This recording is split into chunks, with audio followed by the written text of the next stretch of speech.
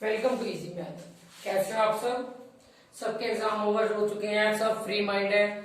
आज हम इसी टॉपिक पर आपके लिए एक वीडियो लेके आए हैं कि अब कॉपी चेकिंग यानी सब बच्चों को रिजल्ट की वेट होगी।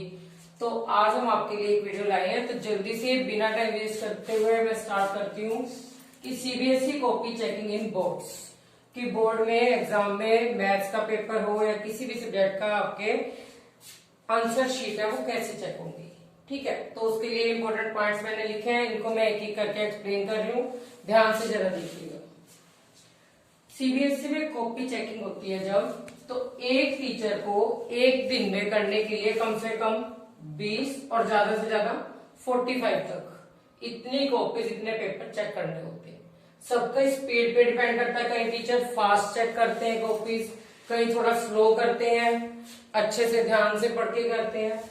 तो मिनिमम होते हैं 20 और मैक्सिमम होंगे 45। ठीक है, तो ये तो क्राइटेरिया हुआ इसका कि चेक करने का एक दिन के लिए इतने पेपर मिलते हैं। अब इनमें क्या है कि हर टीचर को पर पेपर चेक करने के लिए कुछ पैसे मिलते हैं। अब इसमें क्या है कि 10th के लिए कुछ अलग स्कीम है, कितने पैसे मिलते हैं, 12th के लिए कुछ अलग है।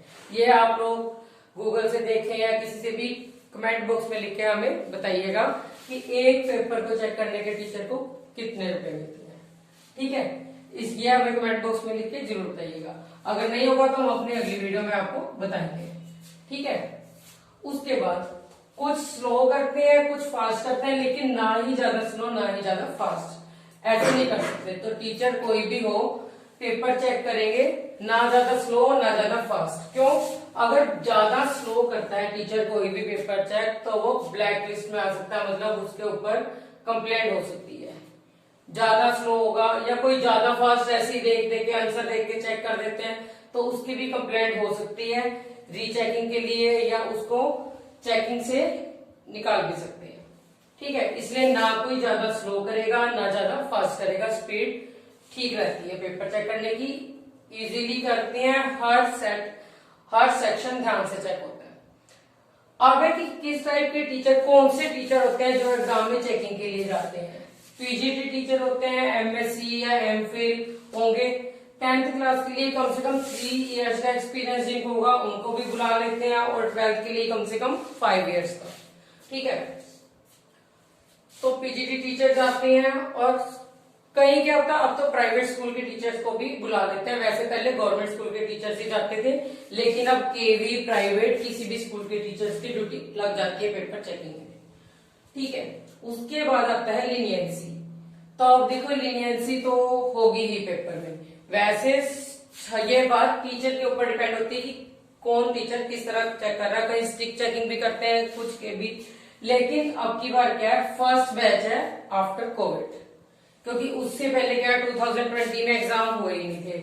21 में हुए, सेमेस्टर वाइज हुए, ब्रेकअप में दोनों सेमेस्टर वाइज हुए, हाफ सिलेबस करके आया। अब फर्स्ट बैच है कोविड की, जो है कम्प्लीटली अच्छे से पेपर हुआ, फुल सिलेबस के पेपर हुआ है। ठीक है, तो इसलिए लीनियंसी तो होनी ही चाहिए और शायद होगी भी। उसके बाद आता है हमारा स्टेप मार्किंग की। स्टेप मार्किंग चलेगी ही पेपर में। स्टेप मार्किंग मैथ्स के पेपर में तो पक्का है कि होती ही होती है।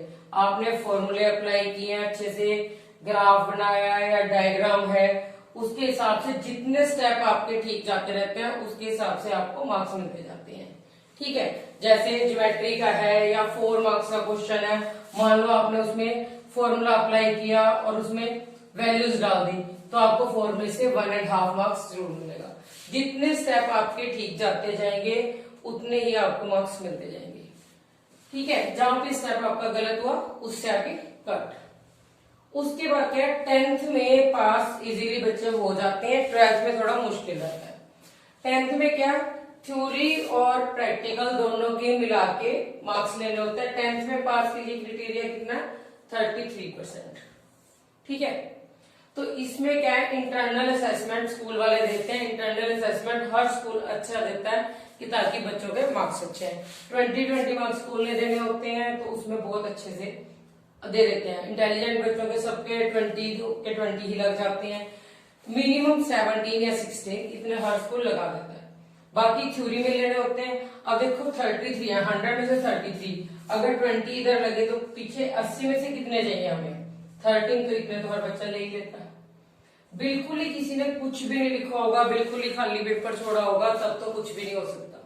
लेकिन अगर बच्चे ने अच्छे से किया है, पेपर से रिलेटेड किया है, जो क्वेश्चन में आया है उसके रिलेटेड कुछ भी लिखा है, तो मार्क्स बिल्कुल मिलने के चांस होते हैं और अच्छे आते हैं। लेकिन 12th में क्या है, प्रैक्टिकल और थ्योरी दोनों में अलग अलग पास होना जरूरी होता है, इसलिए उसमें थोड़ा सा मुश्किल हो जाता है। लेकिन 10th क्लास में इसीलिए ज्यादा बच्चे पास होते हैं और बहुत कम चांस होते हैं कि कोई बच्चा फेल हो। अगर मान लो कोई किसी सब्जेक्ट में रह भी जाता है, फेल हो जाता है, तो उसकी कंपार्टमेंट बन जाती है। ठीक है, उसके बाद आता है रीचेकिंग। ऐसे नहीं है कि एक बार मार्किंग हो गई है उसके बाद आपका पेपर देखेगा ही नहीं कोई, नहीं, वो पेपर बार बार रीचेक होता है, टोटल भी उसके होते हैं, बाकी रीचेक होता है कि कोई क्वेश्चन छूट तो नहीं गया चेक होने से या क्या, तो उसके लिए रीचेकिंग बार बार होती है, तो इससे भी कोई डरने की बात नहीं होती।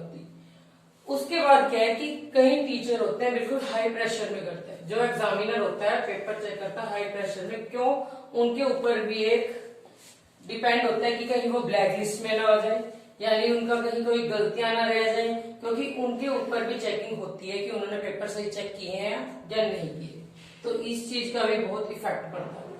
अब 95% टीचर जो होते हैं वो ट्राई करते हैं कि बच्चे हर हालत में पास हों। अब जिस स्टूडेंट ने 80 मार्क्स में से मान लो 25 आ रहे हैं, पास होने के लिए चाहिए होते हैं 28, तो 3 मार्क्स इसीलिए कोशिश करता है हर टीचर की उसके कहीं ना कहीं हाफ करके इंक्रीज कर दें कि वो पास हो जाए। ठीक है, लेकिन अगर किसी के 80 में से 120 रहे हैं तो 8 मार्क्स तो बढ़ाना बहुत मुश्किल हो जाता है। 24, 25 के करीब हो तो 3-4 मार्क्स टीचर इजीली ट्राई करता है कि बढ़ जाए और बच्चा पास हो जाए। तो 95% होता है कि टीचर कोशिश करते हैं कि पास हो बच्चा, और 5% किस पे डिपेंड करता है, 5% डिपेंड करता है टीचर के मूड पे। मान लो टीचर बहुत खुश है, उसको कोई बहुत अच्छी खबर मिल गई है, कुछ भी है, उसके घर में बहुत अच्छी कोई बात हुई है, तो क्या होता है वो खुशी से पेपर चेक करता रहता है और मार्क्स बहुत अच्छे लीनियंट सी बिल्कुल चलती है पेपर में, तो वो डिपेंड करता है उसके मूड पे। लेकिन कई बार मूड बहुत खराब होता है तो स्टिक चेकिंग भी करते रहते हैं, कई बार माइंड से स्किप भी हो जाता है, कोई क्वेश्चन छूट जाता है या ऐसे रह जाता है, लेकिन वो रीचेकिंग में फिर भी देखा जाता है। लेकिन इसका मतलब क्या है कि 5% आपका मूड पे भी डिपेंड करता है और लक पे भी। ठीक है, तो यानी ये सारी चीजें हैं। अब उसके बाद क्या, इंटरनल असेसमेंट पे बहुत डिपेंड करता है, जिन बच्चों की इंटरनल असेसमेंट, ठीक है, एक पॉइंट, इंटरनल असेसमेंट अगर अच्छी लगी है,